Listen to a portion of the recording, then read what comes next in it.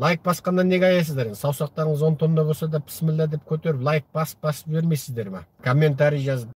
Мысалы жоғарғы кеңес 90 жылы, 94 жылы сайланған жоғарғы кеңес нағыз халықтан сайланған кеңес болды.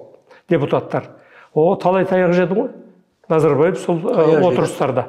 Оны ешқайсысын көрсетпейді, нетпейді, енді себебі оған ол ыңғайсыз ғой. Мысалға кімнен таяқ жеді? Кімдердің таяқ жеді? О, талай енді мықты жігіттер болды ғой.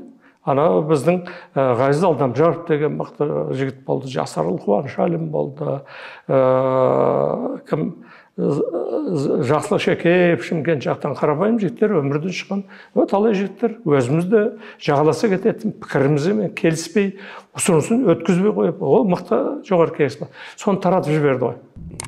Сол себептен сол екеуін таратты. Бұл деген енді сол кезде Назарбаев былай айтқанда ұрлыққа кірісті.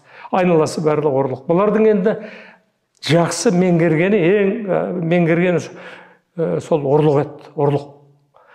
Сол екі жоғарғы кеңестен құтылып, таза Қазақстанды былай айтқанда тонауға кірісті ғой бұлар. Естеріңізде болса, бір үлкен мінберден өңкөй бизнес, жаңағы олигархтарды жинап алып, министрлер, өзінің көмекшілері айтты ғой.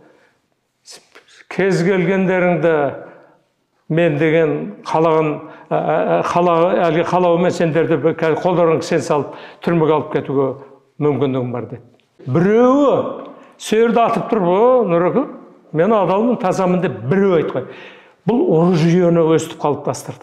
Бәрін ұрлыққа итерді, былғады.